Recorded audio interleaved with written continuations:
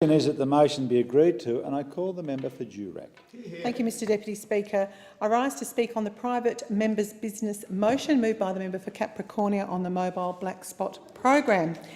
Deputy Speaker, what a valuable initiative this has been from this federal government, this $220 million program, as you will understand as a fellow regional member, is of course a massive boost to regional businesses and regional life in general. Mobile phone coverage is something that those living in the cities often can take for granted. But we in the regions, we need to travel great distances while juggling work and family commitments. And this is no easy task, Mr Deputy Speaker. And I've often found myself, whilst travelling around my electorate, being out of phone coverage for often hours, but occasionally days as well. And this was the focus for round one of the mobile black spot program in my electorate, to facilitate a mobile black spot program that directly facilitated business, lifestyle and investment in regional Australia by boosting coverage around towns and cities in my electorate. Then we had round two, which was announced late last year, was rolled out, and in Durack we saw a shift in thinking. We saw a move towards a policy of creating jobs and investment through the innovative placement of mobile phone towers. If we can talk about tourism, Mr Deputy Speaker, this will be a big winner because of that slight shift in focus. Tourism, as we all know, in many parts of regional Australia, is a growth sector, and I've been a vocal supporter of a more robust tourism industry in the northwest. And I am a strong believer of the potential of tourism in the northwest, in particular in my electorate of Durack.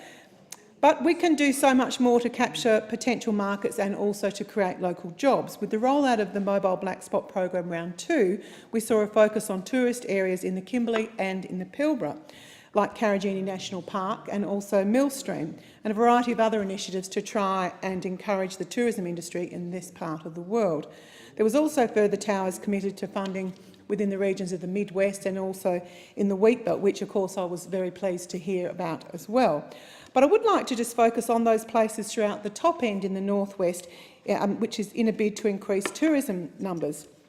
Mr Deputy Speaker, in today's lifestyle, the modern tourist expects mobile telephone coverage. They expect to be able to go on an adventure holiday to see something unique, beautiful like Karrajini, yet still come back to the modern facilities at night and surf the web or call family or just to feel safe. The modern tourist, while chasing some adventure and excitement, doesn't want to sacrifice on comfort, and it's something that we need to understand in Australia to attract the modern-day tourist. Which is why placing mobile phone towers in these national parks is so important, Mr Deputy Speaker, because they facilitate the tourism industry in one of the most remote and spectacular national parks in this country. The rangers that patrol these areas, the tourism operators running these businesses, and also the tourists themselves all stand to benefit from these decisions, and I welcome that wholeheartedly, especially from a safety perspective. A Productivity Commission report released in 2015, Mr Deputy Speaker, detailed the type of tourists we're seeing travelling throughout Australia. We now know what sort of tourist is attracted to a holiday in the northwest in my electorate of Durack. We know that the Chinese tourists will enjoy coming to the historic Chinatown in Broome, for example, but they will enjoy staying in a nice hotel or resort, and they will be collected every day and taken on their day trip, collected from the hotel back to the airport. They'll go back to the resort where they stay so that they can then dine as a family in the restaurant. We also know that we have some more adventurous tourists now coming from places like Japan and also South Korea, who are after a very different experience, and they are very welcome. They are happy to hire their own car, drive themselves to their accommodation, and are more likely to go camping, but in most cases it's more like glamping, of course, in a national park. These markets of South Korea and Japanese tourists to the ruggedly beautiful national parks of the Pilbara and the Kimberley, well, they need to be supported, Mr Deputy Speaker, and that is what round two of the Mobile Black Spot program brought into play.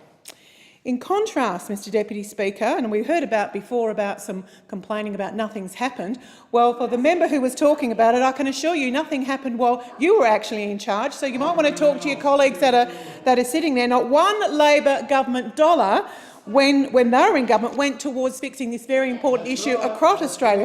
What a disgrace, and they're here now complaining that we're not doing it quick enough. They do not support regional and rural Australia. They showed that during those long years that they were here. We on this side, we support regional Australia. We're backing regional Australia, and I'm very, very proud of that, Mr Deputy Speaker. 5 minutes to go, folks. The question is that the motion be agreed to, and I call the member for Whitlam. Thank you, Deputy Speaker. Well, it's